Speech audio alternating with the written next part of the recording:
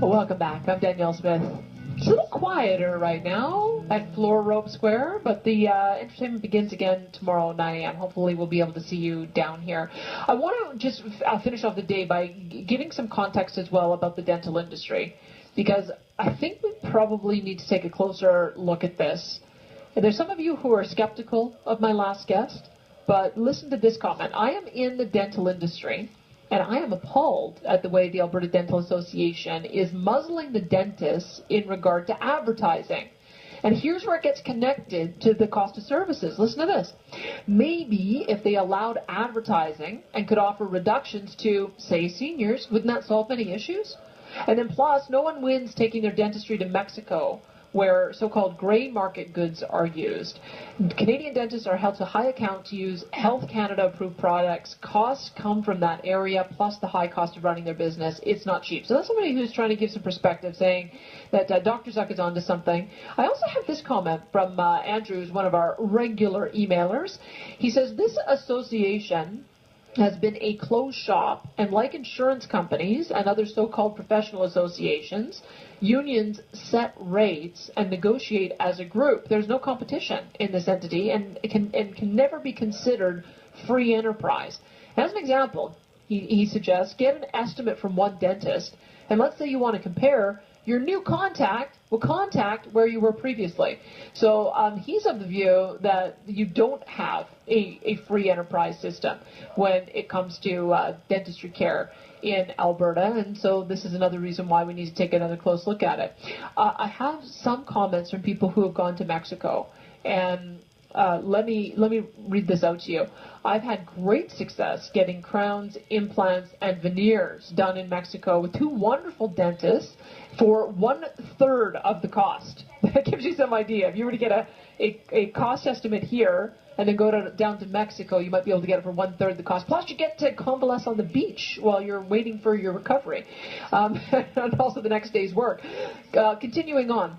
I get my cleaning done in Calgary by my husband's dentist, and he's very impressed by the quality of the work I've had done. He says it's up to his high standard. He's also seen some really bad dental work done abroad, but mine is great, and I could afford all the work. I'm thrilled with the outcome. So there's somebody who has a success story here. One more comment as well about Mexico. Hi, Danielle. I'm currently a denturist in Alberta, and I'd like to weigh in on going to Mexico to get dentures made. I've had many patients that are snowbirds getting dentures while away, and more often than not, I've seen that they come back with prosthetics that are ill-fitting, with teeth adjusted and ground to compensate for the lack of skill. It's called capturing the bite. I've often complained to them as though it's going out and buying a brand new set of steak knives and not being able to cut the meat. So I'd agree, you do get what you pay for. So you'll just have to make sure that you get a good referral if you are interested in going down to Mexico. But I think there's a bigger problem here. There's a bigger problem if you've got a so-called free enterprise profession that has such extreme limitations on their ability to offer products, offer discounts, advertise discounts. How are we supposed to price compare? I mean, part of the reason why we have such competition and why we're so highly sensitized to, let's say, the cost of gasoline is because it is advertised on every street corner. Part of the reason why we see companies respond so quickly when one guy lowers his rate is because it's out there. They know that if they are advertising at $1.09 and somebody else has lowered the rate to 99 cents a liter, they're going to lose business overnight. So this is why advertising is so important.